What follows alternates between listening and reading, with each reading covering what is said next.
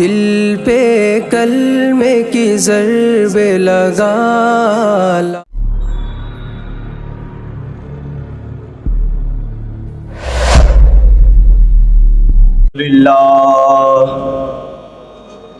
الحمد للہ وکفا وسلام علی عباده الذین اصطفى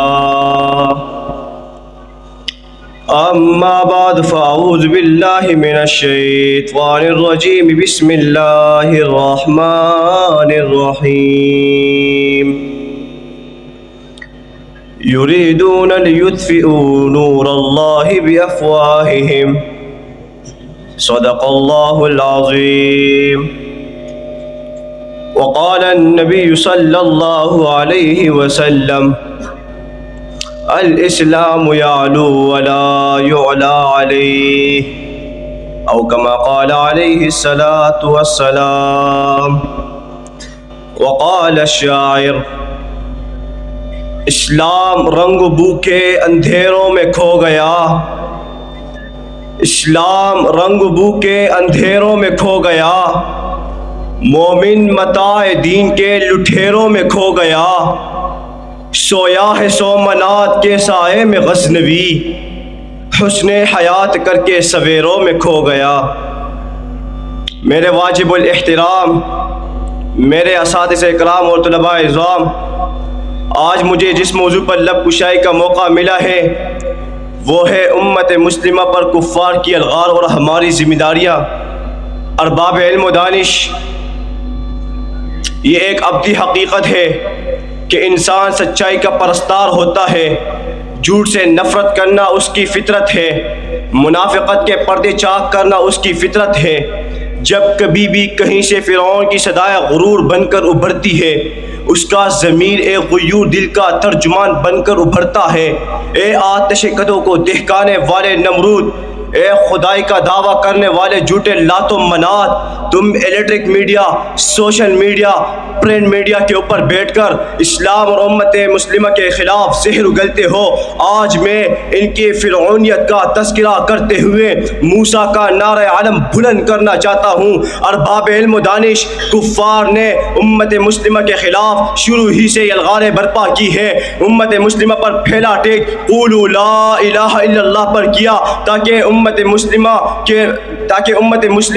عقیدہ توحید جیسی عظیم نعمت کو چھوڑ کر اغیار کے آستانوں پر جا کر اپنے پیشانی کو جھکا دے، اور دوسرا حملہ واعتصموا بحبل اللہ جميعا پر کیا گیا تاکہ امت مسلمہ کو ترقی کے منازل سے روکا جائے، اور تیسرا حملہ لقد کان لکم فی رسول اللہ اسوۃ حسنہ پر کیا گیا تاکہ امت مسلمہ اس اسوہ حسنہ کو چھوڑ کر کفار کو اپنا آئیڈیل اور نمونہ کے طور پر اپنے لباس، اپنے اعتقادات اور نظریات میں کفار کو اپنا آئیڈیل اور نمونہ بنائے۔ اور باب علم و دانش، کفار نے امت مسلمہ کے سینوں سے قرآن مقدس کو، حدیث رسول کی محبت کو نکالنے کے لیے ناچ گانے اور فلمیں اور ایجاد کی، اور اس کے ساتھ ساتھ فیس بک، یوٹیوب، واٹس ایپ، انسٹاگرام اور ٹک ٹاک جیسی ایپس ایجاد کی تاکہ امت مسلمہ کے دلوں کے اندر دین کی ترقی پیدا نہ ہو جائے۔ حضرات، ان ظالموں کا کون سا ظلم بیان کروں؟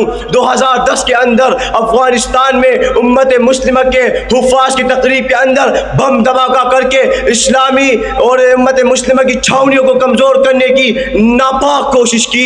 2012 کے اندر انڈیا کے فریق اعظم نے لندن میں خطاب کرتے ہوئے کہا تھا کہ امت مسلمہ کو ختم کرنا یہ ہمارا اصل مقصد ہے۔ 16 نومبر 2014 کے اندر ناروے میں قرآن مقدس کو جلایا گیا تاکہ امت مسلمہ کے حوصلوں کو پست کیا جائے۔ حضرات، ان کی الغاریں ہر وقت ہر دور میں برستی آئی ہے۔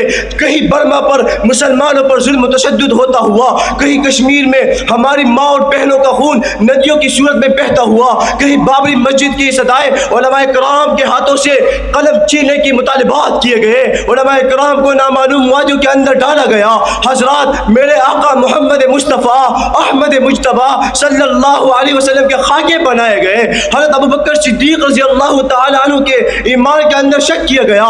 یہ وہ لوگ ہیں, یہ وہ قوم ہے جنہوں نے امت مسلمہ کو نیچے دکھانے کے لیے تمام تر کوششیں صرف کر دی, لیکن قرآن کو مٹانے کے لیے, حدیث کو مٹانے کے لیے ان لوگوں نے جان کی بازی لگا دی. مگر الحمدللہ آج ان تمام تر کوششوں کے بعد قرآن بھی زندہ ہے, حدیث مبارکہ بھی زندہ ہے. شاعر بول پڑتا ہے کہ اسلام کی فطرت میں قدرت نے لچک دی ہے, جتنا کہ دباؤ گے اتنا ہی ابھرے گا.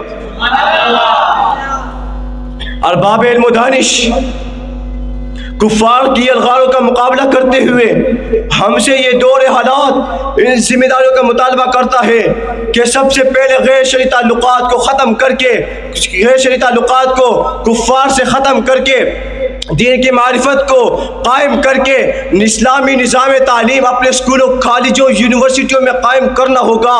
لوٹ مار, کرپشن, ذخیرہ اندوزی سے بچنا ہوگا. ارباب علم و دانش جب یہ جذبات ہوئے تو پھر اس کے بعد اہل اسلام کے سپرد جو ذمہ داریاں سونپی جاتی ہے کہ زنا کے اڈوں کو ختم کر کے, سود خوری کو ختم کر کے, امت مسلمہ کے قانون اور قرآن مجید کے قوانین کو نافذ کیا جائے, اور اس کے بعد ہمارے اسلافی زندگیوں کو تازہ کیا جائے. لا تخافوا احد الا اللہ کی شجاعت کو لیتے ہوئے, ولا تہنوا ولا تحزنوا کا عزم کو لیتے ہوئے, دلوں کی عدالت کو لیتے ہوئے, اور کفار کو ڈوبتی راہوں کو ایک اور دھکا دیتے ہوئے, چلتے سروں کو سلیقے اپناتے ہوئے امام احمد بن حنبل رحمہ اللہ کی طرح اپنے آپ کو پابند سلاسل کرنا ہوگا. امام ابو حنیفہ رحمہ اللہ کی طرح اپنے جنازے کو جیسے نکلوانا ہوگا. امام مالک رحمہ اللہ کی طرح سختیاں برداشت کرنی ہوگی. امام ابن تیمیہ کی طرح اپنے زندگی کا بیشتر حصہ دیوار زندان میں بسر کرنا ہوگا. مولانا جعفر تھانوی رحمہ اللہ کی طرح کالے پانی کی زندانیں برداشت کرنی ہوگی. علامہ اقبال کی طرح پوری زندگی کرائے کے مکان میں بسر کرنی ہوگی. پھر اس پر رب تعالیٰ کا قرآن یہ ضمانت دیتا ہے کہ لیظہرہ علی الدین کلی, کہ ایک ایسا عروج آئے گا کہ یہ پتہ نہیں لگ سکے گا کہ ابتدا زیادہ بہتر تھی یا انتہا زیادہ بہتر ہے.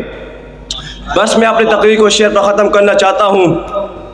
گم ہے جو تیری آنکھ کا وہ منظر تلاش کر, گم ہے جو تیری آنکھ کا وہ منظر تلاش کر, باہر جو کو گیا ہے وہ اندر تلاش کر, جو تجھ کو تیری ذات سے باہر نکال دے, دستے جنوں میں ایسا قلندر تلاش کر.